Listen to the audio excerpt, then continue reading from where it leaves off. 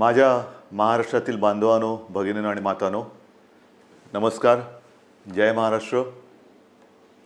पहिल्या प्रथम आपल्याला कल्पना आहेच की आज मी आमदारकीची शपथ घेतली. त्या मुख्यमंत्री पदाला या महिनाअखेरीस 6 महिने होत आहेत. आज आमदार झालो. हे सगळं काही मी करू शकतो आणि होतो आहे हे आपल्या सर्वांच्या आशीर्वादाच्या जोरावरती आणि शुभेच्छांच्या जोरावरती.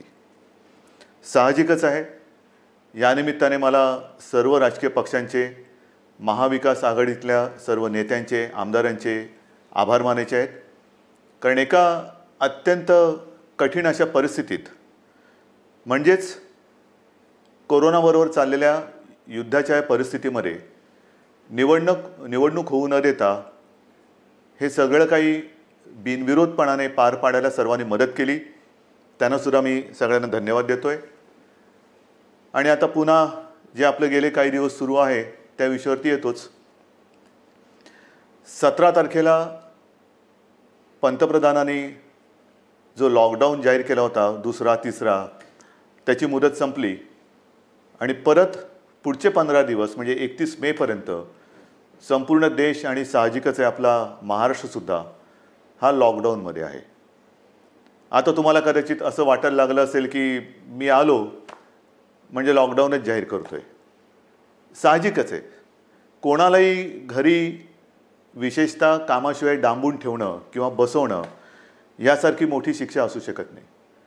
पण नीट समजून घ्या, मी कदाचित कोणाला आवडत असेल, कोणाला आवडत नसेल, की याच्याकडे काही उत्तरच नाही आहेत. हे लॉकडाऊन किती दिवस चालणार, किती काळ लॉकडाऊनमध्ये राहणार, याला काही उत्तर आहे की नाही, हा जो काही चक्रव्यूह आहे हा आपण भेदणार आहोत की नाही, उत्तर कोणाकडेच नाही आहे. जगामध्ये कोणाकडे उत्तर नाही आहे, आपल्या देशातसुद्धा कोणाकडे उत्तर नाही आहे.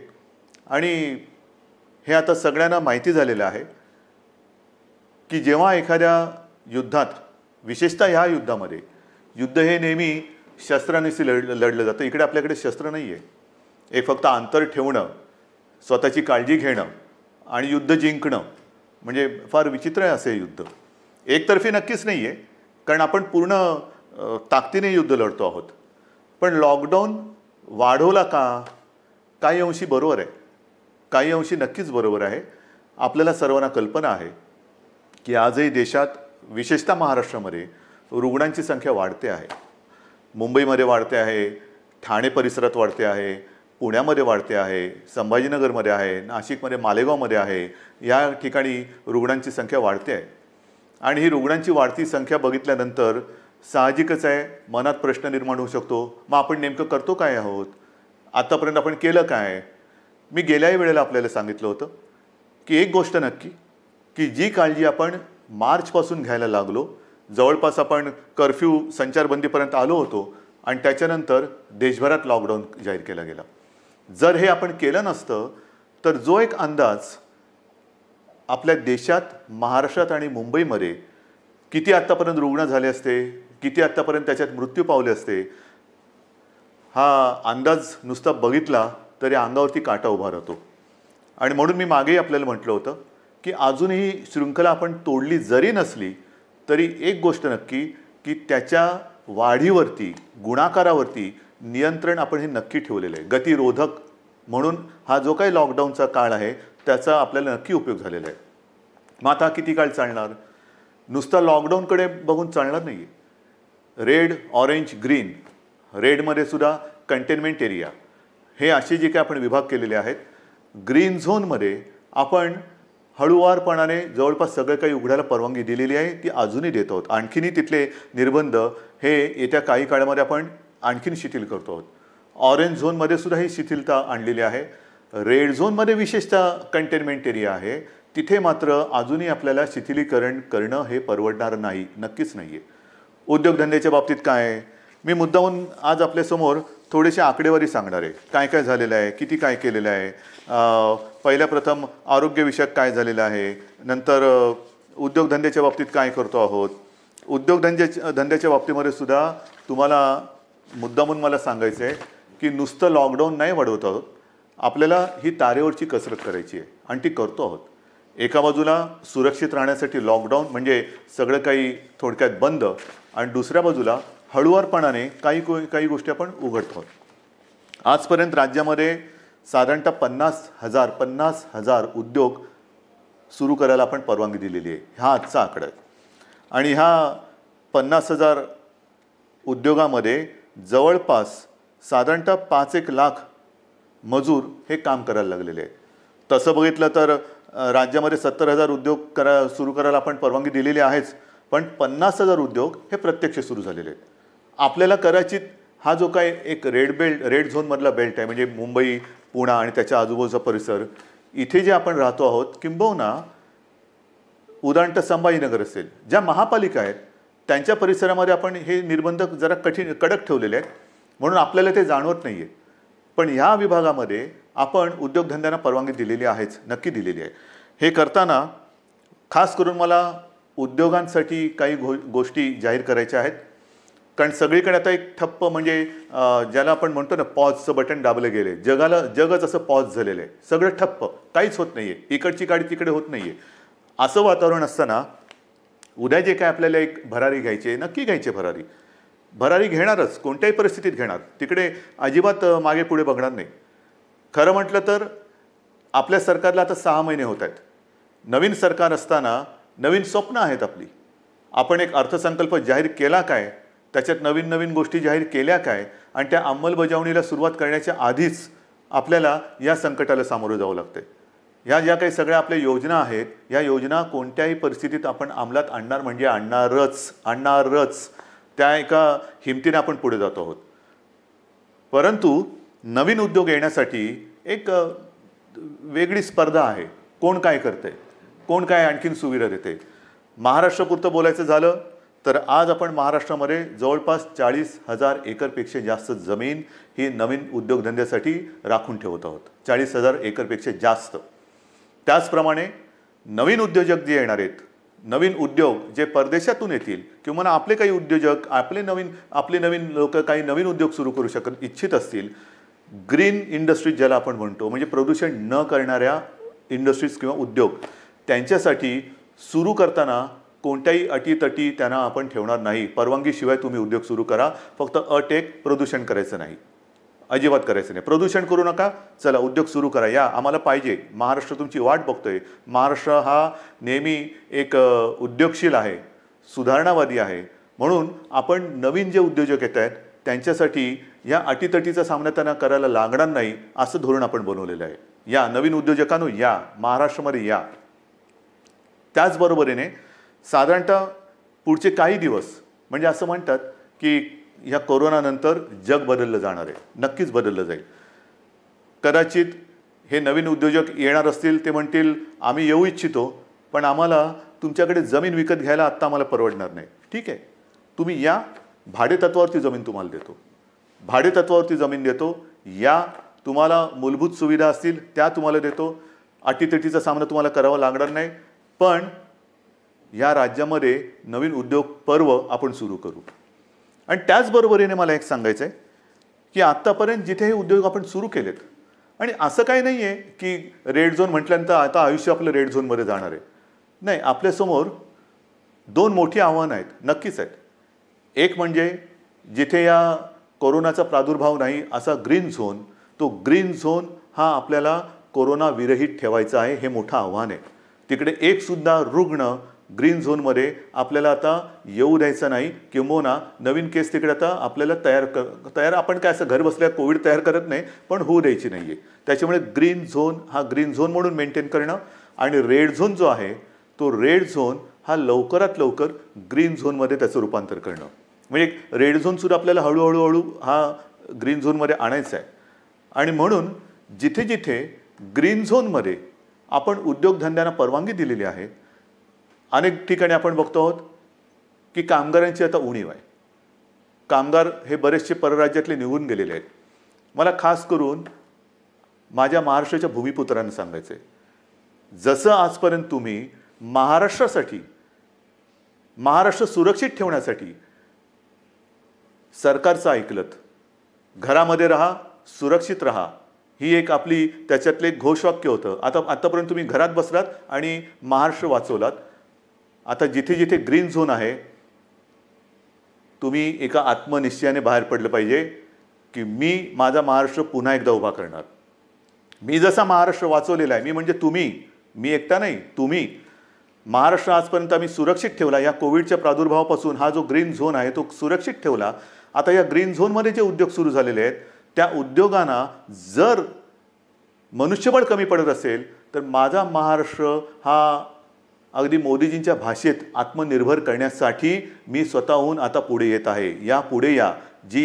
जे उद्योग आहेत, उद्योग सुरू झालेत, त्यातली ही संधी आहे. ही संधी तुम्ही घ्या. संधी वाया दौडू नका. या सगळेजण समोर या. उद्योग सुरू करू आपण. महाराष्ट्र उभा करू आपण. एक जगासमोर एक उदाहरण ठेवू की हा महाराष्ट्र खरंच लढवय्यांचा आहे. हा संकटाला भीत नाही. संकटामध्ये सुद्धा मर्दासारखा सामोर जातो तो हा शिवरायाचा महाराष्ट्र आहे. म्हणून मला जे ग्रीन झोनमध्ये आहेत आणि जिथे जिथे उद्योगधंदे सुरू झालेत पण मनुष्यबळ कमी पडत असेल तिथे मला आज भूमिपुत्रांची गरज आहे. भूमिपुत्रांनो पुढे या. ही आपली भूमी आहे, आपला महाराष्ट्र आहे. पुढे येऊन आपला महाराष्ट्र हा आपल्या पायावरती आपण उभा करू. हा निश्चय फार महत्त्वाचा आहे. हे उद्योगधंद्याचं झाल्यानंतर महत्त्वाचा मुद्दा काय आहे की आरोग्यविषयक काय. कारण अजूनही जे काही जणांना असं वाटतंय की हे एक अशीच भीती आहे, फ्लू काय, सर्दी आहे, खोकला आहे, होतो जातो, आजपर्यंत काय कोणाला झालं नाही. झालं ना. पण विशेष म्हणजे आत्तापर्यंतचा जो फ्लूचा एक भाग आहे त्याच्यात सुद्धा जसं स्वाईन फ्लू एक आहे त्याला औषध आलेलं आहे. पण ह्या कोरोनावरती अजूनही औषध आलेलं नाही. तोच एक मोठा धोका आहे. मी उगाच तुम्हाला आकडे सांगून काय घाबरवण्याची माझी इच्छा नाही, अजिबात नाही आहे. तुम्हाला भीती घालण्यासाठी मी आलेलो नाही आहे. पण मुंबईमध्ये जेव्हा आपण सुरुवात केली त्यावेळेला जी परिस्थिती होती ती परिस्थिती बघितल्यानंतर आजची जी परिस्थिती आहे, आपण काय काय आरोग्य सुविधा केलेल्या आहेत. तुम्हाला कल्पना असेल, गेल्याही वेळेला मी बोललो होतो आणि आज तर संध्याकाळी मी जाऊन आलो. मी होतो, उपमुख्यमंत्री होते, बाळासाहेब थोरात होते, एकनाथ शिंदे होते, आदित्य पण होता बरोबर, आपले मुख्य सचिव होते, महापालिका आयुक्त होते आणि विशेष म्हणजे तिथे आपले आर ए राजीव जे MMRDA म्हणजे मुंबईतली मेट्रोचं काम आता जे अत्यंत चांगल्या पद्धतीने पुढे नेत आहेत, त्यांनी गेल्या 10-12 दिवसामध्ये ही सुविधा मुंबईकरांसाठी तिकडे उभारलेली आहे. आज तिकडे जवळपास 1000 बेड्सचं एक चांगलं कोविड केअर सेंटर हे आपण उभं केलेलं आहे. येत्या 1-2 दिवसात त्याचा वापर सुरू होईल. मुंबईमध्ये ठिकठिकाणी, मी मुंबईपुरतं बोलतो, मुंबईमध्ये नंतरचं पुढचं मी बोलणारच आहे, पण मुंबईमध्ये ठिकठिकाणी म्हणजे असं बांद्रा कुर्ला कॉम्प्लेक्स संकुल आहे तिथे आणखीन 1000 बेड्स वाढवतो आहोत. गोरेगावचं एक्झिबिशन ग्राउंड आहे तिकडे वाढवतो आहोत. रेसकोर्सवरती त्या पार्किंगमध्ये होतं आहे. वरळीला डोममध्ये तर सुरू केलेलाच आहे. आणखीन 1-2-3 ठिकाणी मुलुंड चेक नका आहे, ठाण्यामध्ये आहे. हे आता नुसतं कोविड केअर सेंटर म्हणून नाही राहणार. या सगळ्या जम्बो फॅसिलिटी ज्याला म्हणतो, या जम्बो फॅसिलिटीमध्ये जे आवश्यक लागतं ते तिकडे आपण करणार आहोत. म्हणजे विशेषतः सगळ्यांनाच काही व्हेंटिलेटरची आवश्यकता लागत नाही, पण अनेक जणांना ऑक्सिजनची आवश्यकता लागते. म्हणून ह्या सगळ्या सुविधांमध्ये ऑक्सिजनची सुविधा असणाऱ्या बेड्स हे आपण जास्तीत जास्त करतो आहोत. त्याचप्रमाणे काही ठिकाणी आपण अतिदक्षता विभागात म्हणजे ICU बेड्स हे सुद्धा उपलब्ध करत आहोत. ICU बेड्स म्हणजे हॉस्पिटलमध्ये तर आपण ते वाढवतोच आहोत, पण हॉस्पिटलच्या बाहेर ही जी काय आपण रुग्णसेवा किंवा सेंटर्स उभी करतो त्याच्यामध्ये सुद्धा ICU बेड्सची सोय आपण करतो आहोत. कदाचित ही काय अभिमानाची गोष्ट नाही, पण समाधानाची नक्की आहे की इतरत्र कुठेही नसेल अशी आरोग्य सुविधा आपण इथे निर्माण केलेली आहे आणि ती आरोग्य सुविधा आणखीन आपण पुढे वाढवत नेत आहोत. महाराष्ट्रामध्ये बोलायचं झालं तर महाराष्ट्रात आज मी आकडे घेऊनच बोलतोय, साधारणतः 1484 कोविड केअर सेंटर्स आहेत. 2,48,000 बेड वगैरे आहे, पण साधारणतः 2.5 लाख रुग्णशय्या ह्या आयसोलेशन म्हणजे ऑक्सिजनसह ह्या आज महाराष्ट्रामध्ये आपण उपलब्ध करत आहोत. 2.5 लाखाच्या आसपास. आज एक गोष्ट साहजिकच आहे, हे संकट एवढं मोठं आहे की काही वेळेला असं वाटतं की रुग्णांना बेड मिळत नाही आहे. याचं कारण रुग्णांची थोडीशी संख्या ही वाढती अशी वाटत असली तरी देखील आज आपण स्वयंपूर्ण होण्यासाठी किंबहुना पुढच्या महिन्यात साधारणतः किती रुग्ण होऊ शकतील ह्याची एक दक्षता घेऊन आपण हीही सुविधा वाढवत आहोत. डॉक्टर्स येत आहेत, नर्सेस येत आहेत. मध्यंतरी मी आपल्याला माहिती आहे कोविड योद्धा म्हणून सगळ्यांना एक आवाहन केलं होतं. त्याच्यातसुद्धा काही हजार लोक म्हणजे महिला पुरुष हे मदतीसाठी धावून आलेले आहेत. मला अजूनही पाहिजेत, अजूनही पाहिजेत. ह्याचं कारण का? कारण नवीनसुद्धा जे आलेले आहेत ते आणि आत्ता आहेत ते, जसं गेल्या वेळेला मी आपल्याला बोललो होतो की पोलीस थकत आहेत, पोलीस आजारी पडत आहेत. काल परवा एका चांगल्या अधिकारीचा मृत्यू झालेला आहे. त्याच्यानंतर गडचिरोलीमध्ये नक्षलवाद्यांशी लढता लढता 2 पोलीस आपले तिकडे शहीद झालेले आहेत. हे सगळे ताणतणाव आहेत आणि ह्या ताणतणावामध्ये हे लोक आजारी पडण्याची वाट न बघता, मला तर कोणीच आजारी पडायला नको आहेत, आजारी पडण्याची वाट न बघता ह्यांना वेळोवेळी जर का आपण विश्रांती देत गेलो तर आपण सहजगत्या या संकटावरती मात करू शकू. म्हणून मला अजूनही कोविड योद्धा पाहिजेत. ज्यांची ज्यांची रुग्णसेवा करण्याची इच्छा आहे, तयारी आहे, त्यांनी सगळ्यांनी ह्या युद्धामध्ये स्वतःहून पुढे आलं पाहिजे. याचं कारण असं की आज देखील मुंबई असेल, ठाणा असेल, पुणा असेल, संभाजीनगर ह्या ज्या काही महापालिका आहेत तिकडे नाही म्हटलं तरी जो आपण कंटेनमेंट एरिया म्हणतो, म्हणजे जिथे एखादा रुग्ण सापडला तर त्याच्या आसपासचा काही परिसर आपण सील करतो.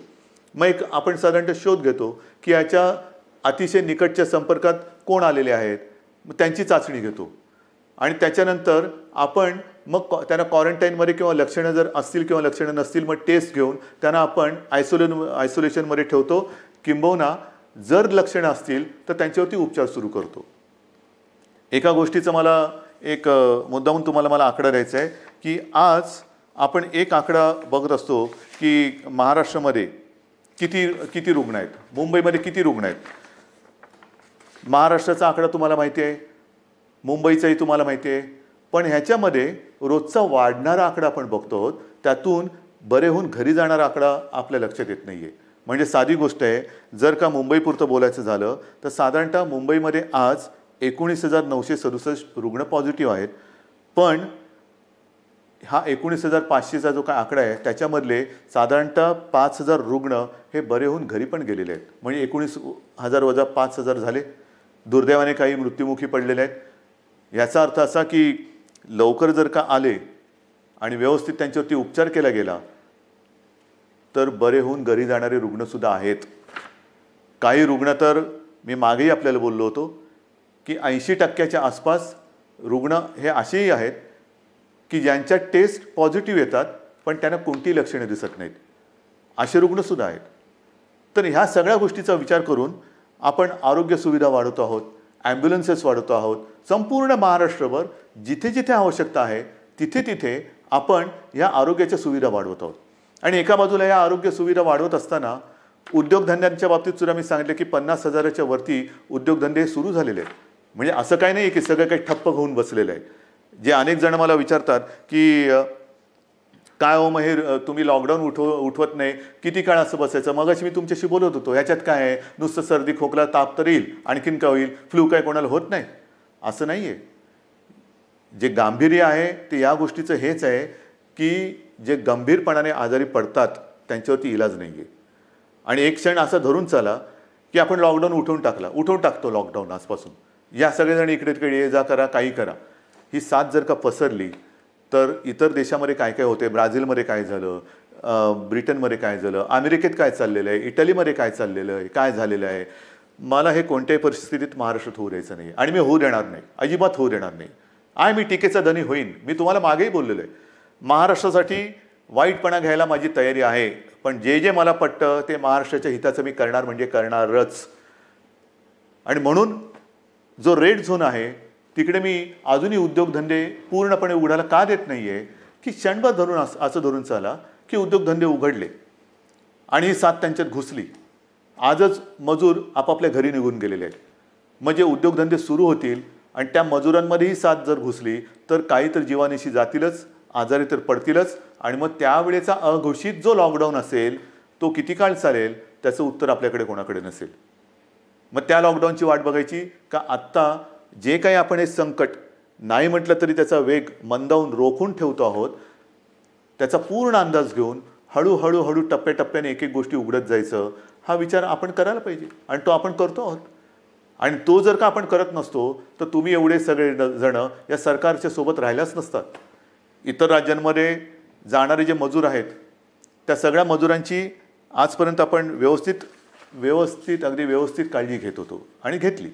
दिवसातनं मी तुम्हाला सांगितलं की किमान 5.5-6 लाख मजुरांना आपण दिवसातनं 3 वेळा हे जेवण देतो. म्हणजे सकाळीचा नाश्ता ब्रेकफास्ट आणि दुपारचं आणि रात्रीचं जेवण त्यांच्यासाठी आपण या सगळ्या योजना करत होतो. पण बरेच जण असं म्हणायला लागले की आम्हाला घर जाना आहे, गाव जाना आहे. तेव्हाही मी त्यांना वचन दिलं होतं की तुम्ही चिंता करू नका, आम्ही इतर राज्यांशी बोलतो आहोत, केंद्राबरोबर बोलतो आहोत. जसजशी सोय होईल तसतसं आम्ही तुम्हाला तुमच्या घरी तुमच्या राज्यात पाठवण्याची सोय करतो आहोत आणि ते पाठवल्याशिवाय आम्ही राहणार नाही. आणि त्याच्याप्रमाणे आज जवळपास मला वाटतं 5-1 लाख मजुरांना आपण ट्रेननी आणि बसेसनी हे इतर राज्यात अत्यंत नियंत्रित पद्धतीने हे पाठवलेलं आहे, कुठेही खळखळ होऊ न देता. पण मला एक काय सांगायचं आहे की हे सगळे जे काही इतर राज्यातले मजूर आहेत रस्त्यावरनं चालत आहेत, अजूनही काही ठिकाणी आहेत. कशाला चालता? क्यों चल रहे? आपके लिए हम पूरी कोशिश नहीं, शुरुआत तो हुई है. ट्रेन से आप जा रहे हैं घर, बस से जा रहे हैं, तो ऐसे रास्ते पे मत चलो, रास्ते पे नहीं चलना. बीच में कोई फिर एक्सीडेंट कभी होता है, क्यों कर रहे हो ये सारी चीज़ें? आपके लिए हर एक राज्य के लिए ट्रेन की सुविधा शुरू हो गई है, बस की सुविधा शुरू हो गई है. आप जहाँ भी हो वहीं पर रुके. हमारे पूरे स्टेट में अलग अलग जिलों में डिस्ट्रिक्ट में कलेक्टर्स हैं, उनके सब साथी हैं, आपका इंतज़ाम वो कर रहे हैं, ठीक से कर रहे हैं. और जब भी ट्रेन की सुविधा, जैसे रोज़ाना कुछ ट्रेन चल रही है, कुछ उत्तर प्रदेश में जा रही है, बिहार में चल रही है, पश्चिम बंगाल में जा रही है, राजस्थान जा रही है, गुजरात जा रही है, जैसे जैसे वो आती जाएगी हम आपको भेज रहे हैं. बेताब ना होना, काही गरज नाही आहे. तुम्हाला आम्ही पूर्णपणे सुरक्षितपणाने तुमच्या राज्यात आम्ही सोडतो आहोत. आणि आजपर्यंत मी म्हटलं ना की एवढे मजूर हे महाराष्ट्रातून त्यांच्या राज्यात गेलेत, त्यांच्या घरी पोचलेत, बसेसने आपण पाठवलेले आहेत. आणि विशेष म्हणजे त्यांच्याकडनं आपण कुठेही तिकीट्स नाही घेतलेली. मुख्यमंत्री सहायता निधीतून त्यांचा खर्च केलेला आहे. काही संस्था पुढे आलेल्या आहेत, त्यांनी त्यांचे पैसे दिलेले आहेत. त्यांना हे कारण हे गरीब आहेत, काम करणार आहेत, तळहातावरती पोट असणार आहेत. तळहातावरती पोट असल्यानंतर जर त्यांची रोजची मेहनत ही होणार नसेल किंवा काम मिळणार नसेल तर यांच्याकडे तिकिटाचे पैसे कुठून येणार? म्हणून त्यांना आपण आपल्या सरकारच्या माध्यमातून सरकारच्या खर्चाने आपण त्यांना पाठवतो आहोत. हे झालं त्या राज्यात जाणाऱ्या लोकांचं. मग आता मी येतो माझ्या आपल्या राज्यातल्या लोकांकडे. मुंबई म्हटल्यानंतर साहजिकच आहे कोकण आणि पश्चिम महाराष्ट्र इथे राहणारे लोक खूप आहेत. तेही मागे लागलेत. हे काय तुम्ही त्या राज्यातल्या लोकांना पाठवता, आम्ही काय केलंय, आम्हाला कधी घरी पाठवणार? अरे तुम्ही तर आपले आहात. आजपर्यंत तुम्ही सहकार्य केलेलं आहे, तुम्हालाही हळूहळू मी पाठवतो घरी. पण आज थोडे अस्वस्थ नका होऊ. कारण आजपर्यंत कोकण म्हटल्यानंतर मला माहिती आहे हा आंब्याचा सीझन, काजूचा सीझन, सगळा एक कोकण म्हणजे गंमत असते. ह्या मोसममध्ये कोकणात जाणं फणस आहे, मजा असते. कोकणामध्ये जाणं हे या दिवसात सुट्टी, मग कोणाचे आजी आजोबा असतील, कोणाचे मामा मामी असतील, काका काकी असतील, सगळे नातेवाईक असतात, त्यांच्याकडे जायचं, गावातल्या घरात राहायचं, आंबे खायचे, गंमत असते. पण ह्या उन्हाळ्यात ती गंमत नाही आहे.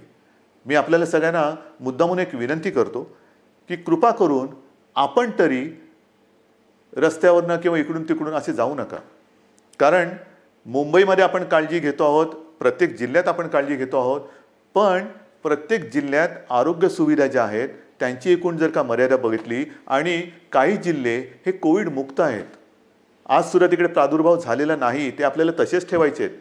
जर आपल्याला लवकरात लवकर या लॉकडाऊनमधून बाहेर यायचं असेल तर पहिलं म्हणजे जे आपले ग्रीन झोन आहेत जिकडे कोविडचा प्रादुर्भाव नाही, हे जिल्हे हे विभाग आपल्याला ग्रीन झोन म्हणूनच ठेवावे लागतील. म्हणून आपण सुद्धा घरी जाताना असेच उठून निघू नका. आपल्याला सुद्धा जर जायचं असेल, खरंच पहिलं जायचं आहे का थोडे दिवस थांबून आपण जाऊ शकता, थोडा धीर धरला तर सगळ्यांनाच बरं होईल. आपण इथून तिथे जाणार, काही ठिकाणी जसं आता उदाहरणार्थ रत्नागिरी आहे, इतर काही ठिकाणे आहेत, इथे आपल्याकडनं काही गेलेले लोक आहेत ते पॉझिटिव्ह निघाले. झालं एक केस तिकडे आली, मग तिकडे पुन्हा ते कंटेनमेंट झोन आला, हे आलं ते झालं. म्हणजे आत्तापर्यंत जिकडे काही नाही आहे तिकडे हा सगळा नसता खटोटोप आला. तर म्हणून मला असं वाटतं थोडंसं धीराने जाऊया, एक नियंत्रित पद्धतीने जसं आपण इतर लोकांना पाठवतो आहोत, परराज्यातले काही लोक आपण आपल्याकडे घेतो आहोत, आता तर परदेशातून आपल्याकडे येणारी लोकंसुद्धा सुरू झालेली आहेत. हळूहळू आता जग हालचाल करायला लागलंय. असं काय नाही की सगळे ठप्प बसलेत. परदेशातली लोक आपल्याकडे परत येत आहेत. आपल्याकडची काही जी अडकलेली लोक ती परदेशात त्यांच्या देशात जात आहेत. रोजची थोडी विमानं सुरू झालेली आहेत. पण इथले तिथे आणि तिथले इथे आल्यानंतर क्वारंटाईन म्हणजे विलगीकरण हे फार महत्त्वाचं आहे. विलगीकरण, कारण आपण जर का कळत नकळत हा व्हायरस आपल्यासोबत नेत असू तर आपल्यापासून, मी जसं मगाशी म्हटलं ना की काही जणांना ह्याचा प्रादुर्भाव झाला आहे पण लक्षातही येत नाही एवढं चांगल्या पद्धतीने ते त्याचा प्रतिकार करतायत. म्हणजे लक्षणं नाही आहेत आणि कोणत्याही औषधाशिवाय ते बरेही होत आहेत. परंतु त्यांना जरी काही झालं नाही आणि होऊ नयेच तरी वाहक म्हणून ते काम करू शकतात. म्हणजे त्यांना काही नाही झालं आणि गेला घरी आणि कळत नकळत व्हायरसचा प्रादुर्भाव झाला असेल तर तो तिकडे दिला व्हायरस, म्हणजे तो इकडचा व्हायरस तिकडे गेला आणि जो तिथे नाही आहे तो पसरून ठेवला. म्हणून मला माझ्या खास करून कोकणातील बांधवांना, माता भगिनींना सगळ्यांनाच सांगायचं आहे, पश्चिम महाराष्ट्रातल्या सगळ्या बांधवांना भगिनींना सांगायचं आहे की कृपा करून घाई गडबड करू नका, अस्वस्थ होऊ नका. हे थोड्या काळापुरती ही परिस्थिती आहे, तिच्यावरती आपण मात करतो आहोत, मात करणार आहोत. आपले कुटुंबीय आहेत, आप्तजन आहेत, त्यांच्या सुरक्षेसाठी जर का आपण आपलं हे जाणं थोडंसं थांबवलं आणि काही दिवसानंतर जर जाण्याचा विचार केला तर महाराष्ट्रावरती, तुमच्या कुटुंबियांवरती फार मोठे उपकार आपले होतील. म्हणून कुठेही अस्वस्थ होऊन लगेचच्या लगेच जर जाण्याची गरज नसेल तर पुन्हा मी सांगतो की कृपा करून आपल्या घरी जाण्याची म्हणजे गावी जाण्याची घाई करू नका. आता पुन्हा मी थोडंसं एक सांगणार आहे की अनेक जण आता म्हणायला लागलेले आहेत की कोरोनासोबत जगायला शिका. म्हणजे काय करायचं? आमची तयारी आहे कोरोनासोबत जगायची, पण कोरोनाची तयारी का आम्हाला त्याच्यासोबत जगू द्यायची? कोरोना जर का तयार नसेल तर आपण कसं त्याच्यासोबत जगणार? पण हे जगणं जर का अनिवार्य असेल तर काही गोष्टी, म्हणजे कोरोनानंतर जग बदलेल, नक्की बदलेल. काय बदलेल? तर कोरोनानंतर आपल्याला जसं आपण म्हणतो ना की आजपर्यंत घरात राहा आणि सुरक्षित राहा, आता आपल्याला नवीन एक वाक्य घ्यावं लागेल. घरात राहा, सुरक्षित राहा हे झालं, पण घराबाहेर राहताना सावध राहा. नेहमी आपल्याला एक सावधानता बाळगायला पाहिजे. म्हणजे ओघाने आलंच हात धुणं. अनेक ठिकाणी मी असंच बघितलेलं आहे, कारण उन्हाळा आहे, घाम तर येतोच, मग आपण काय करतो, मास्क बाजूला करतो आणि हाताने रुमालाने तोंड पुसतो, बाजूला ठेवतो. तोच धोका आहे. पहिली गोष्ट, हात सतत धुत राहायचं. कारण नसताना किंबहुना शक्यतोवर तोंडाला, चेहऱ्याला हात लावायचाच नाही. कारण हा जो व्हायरस आहे अजूनही त्याच्यावरती संशोधन सुरू आहे. किती काळ कुठल्या पृष्ठभागावर तो किती काळ जिवंत राहू शकतो. समजा एखाद्याच्या शिंकेतनं, खोकल्यातनं, बोलण्याच्या एका त्या तुषारातून तो कुठे पडला असेल, त्याला हात लागला आणि तो कळत नकळत पुन्हा आपल्या डोळ्याला लागला तर डोळ्यातनं तो शरीरात जाऊ शकतो, नाकाला लागला, तोंडाला लागला. म्हणून ह्या ज्या काही गोष्टी आहेत ह्या आपल्याला अशाच ठेवून पुढचे काही दिवस, काही महिने हे सावधतेने राहावंच लागेल. या सगळ्या ज्या गोष्टी मी तुम्हाला सांगतो आहे, या गोष्टी ह्या फार महत्त्वाच्या आहेत.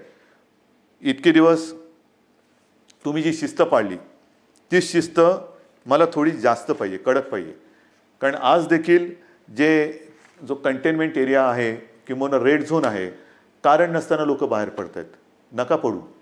त्याच्यानंतर अजून देखील धार्मिक सण, उत्सव, धार्मिक जमाव यांना कुठेही परवानगी आपण दिलेली नाही, देऊ शकत नाही. कारण जेवढी गर्दी होईल तेवढा हा धोका अधिक वाढणार आहे, अधिक पसरणार आहे. आणि म्हणून सावध राहामध्ये दोन हात अंतर ठेवून, 2 हात दूर राहिलेलं बरं. तसं 2 हात दूर राहून एकमेकापासून आपल्याला राहायचं आहे. तोंडावरती मास्क तर लावायचा आहे, हात सतत धुवायचे आहेत. आणि सरकारच्या सूचना, म्हणजे 31 तारखेपर्यंत जरी लॉकडाऊन हा असा असला तर ह्या गतिरोधक आहे. आजपर्यंत ग्रीन झोनमध्ये जवळपास सगळी बंधने आपण शिथिल केलेली आहेत. महत्त्वाचा मुद्दा, या ठिकाणी आता हळुवारपणाने काही दुकानंसुद्धा आपण उघडायला परवानगी देऊ येत्या काही काळामध्ये. कोणतीही गोष्ट ही सुरू करण्यापूर्वी आम्ही असं ठरवलं आहे, सरकारने असं ठरवलेलं आहे की जनतेला पूर्ण कल्पना द्यायची. कारण काही गोष्टी तुम्हाला कल्पना आहे, आपण उघडायला परवानगी दिली आणि ही जी काही झुंबड उडाली पुन्हा सगळं बंद करावं लागलं. काही देशांमध्ये हेही झालेलं आहे की लॉकडाऊन उठवला, झुंबड उडाली, साथ वाढल्यानंतर पुन्हा सगळं बंद करावं लागलं. तसं नाही करायचं. आपल्याला शांतपणाने एखादी गोष्ट आपण सुरू करू, ती सुरूच ठेवायची. एखादी गोष्ट म्हणजे जसं मार्केट असेल, दुकानं असतील, आणखीन काही गोष्टी असतील, उद्योगधंदे असतील, एवढ्या शिस्तीने ते आपल्याला पुढे चालवायचे आहेत की एकदा सुरू केलेली गोष्ट पुन्हा थांबवण्याची वेळ येता कामा नये. आणि म्हणून तुम्हाला मी मध्ये सूचना देत राहीन. काही काही गोष्टी सुरू करण्यापूर्वी, जसं आता उदाहरणार्थ आज 18 तारीख गेली, जून महिना म्हणजे शैक्षणिक वर्ष सुरू होणार. अजूनही काही जणांच्या परीक्षा राहिलेल्या आहेत. परीक्षांचं काय करणार? शाळा कशा सुरू करणार? शैक्षणिक वर्ष सुरू कसं करणार? ऑनलाईन सुरू करणार का प्रत्यक्ष शाळा सुरू करणार? हे सगळे मोठे विषय आहेत, मोठे विषय आहेत. आणि कोणत्याही परिस्थितीत शैक्षणिक वर्ष आपल्याला वाया जाऊ द्यायचं नाही, जाऊ देऊच शकत नाही आपण. शाळा कशा सुरू करायच्या, त्याच्यात खबरदारी काय घ्यायची, शिक्षण कसं सुरू करायचं, शाळा कॉलेजेस आली, ॲडमिशन्स आल्या, कशा करायच्या, कुठे आपण काय करू शकतो, याही विषयी आपला विचार सुरू आहे. आणि माझी तर इच्छा अशी आहे की हे जे संकट आहे हे कोणत्याही परिस्थितीत आपल्याला पावसाळ्यापूर्वी संपवायचं आहे. पावसाळ्यापूर्वी हे संपवायलाच लागेल. कारण जून महिना सुरू झाल्यानंतर शाळा, कॉलेजेस यांचे प्रवेश, त्यांची शैक्षणिक वर्ष हे सगळं सुरू करावं लागतं आहे. आणि ह्या सगळ्याचा विचार करता मला असं वाटतं, जो वेग मी तुम्हाला मगाशीच सांगितलं, मी आकडे माझ्याकडे आहेत, साधारणतः मे किंबहुना एप्रिल शेवटापर्यंत महाराष्ट्रामध्ये काय रुग्णसंख्या झाली असती, ही संख्या जर का आपण बघितली असती तर थरकाप उडाला असता. मे मध्यामध्ये काय संख्या होऊ शकली असती, काय संख्या होऊ शकते, मे एंडला काय होऊ शकते, हे जे आकडे आपल्यासमोर शक्यता म्हणून येत होते किंवा येत आहेत, ते बघितल्यानंतर हे थरकाप उडवणारे आकडे. पण तिथपर्यंत आपण पोचलो नाही आणि तुम्हाला मी पोचू देणार नाही, अजिबात देणार नाही. जोपर्यंत तुमचा आणि माझा विश्वासाचा धागा हा मजबूत आहे, तोपर्यंत मला खात्री आहे, नवे माझ्यात आत्मविश्वास आहे की हे संकट आपण नुसतं दूरच नाही तर परतून लावल्याशिवाय राहणार नाही. आणि म्हणून मला असं वाटतं, मलाही काही आनंद होत नाही आहे, अजिबात होत नाही की मुख्यमंत्री झालो आणि हे बंद, ते बंद, ते बंद. म्हणजे पूर्वी मुंबई बंद, भारत बंद आपण करत होतोच, पण हे अशा पद्धतीने नाही. हा बंद कोणालाच परवडणार नाही. आता आपल्याला सगळं पुन्हा एकदा जनजीवन हे रुळावरती आणायचं आहे. जनजीवन हे पुन्हा आपल्याला सहजतेने जगायला सुरुवात करायची आहे. पण ह्याची एक आता अशी शक्यता नव्हे, खात्री वाटते की हे जनजीवन पूर्ण सुरळीत व्हायला काही काळ हा जावा लागणार. जेवढी स्वयंशिस्त आपण अधिक पाळू, तेवढे लवकर आपण ह्या बंधनातून मुक्त होऊ. जेवढी लवकर आपण या कोरोनाची साखळी तोडण्यात यशस्वी होऊ, तेवढं लवकर आपण सगळे बंधनमुक्त होऊ. आणि म्हणून पुन्हा एकदा मी तुम्हाला सगळ्यांना विनंती करतो आहे की जे काही सरकार करतं आहे ते केवळ आणि केवळ कोणताही धोका या महाराष्ट्राला, महाराष्ट्रातल्या माता भगिनींना, बांधवांना होऊ नये, त्याकरता ही पावलं उचलत आहे. साहजिक आहे, तुम्ही अस्वस्थ आहात, तुम्ही बेचैन आहात, कधी हे उघडणार हा प्रश्न जसा तुम्हाला आहे तसाच तो सर्वांना पडलेला आहे. पण जे काही करतो आहे ते केवळ आणि केवळ आपल्या सर्वांच्या हितासाठी करतो आहे. आजपर्यंत जसं तुम्ही सरकारला सहकार्य केलं तसंच सहकार्य याही पुढील काळात कराल अशी खात्री बाळगतो. आणि लवकरात लवकर ही साखळी तोडून आपण बंधनमुक्त होऊ ही आशा बाळगतो. जय हिंद, जय महाराष्ट्र.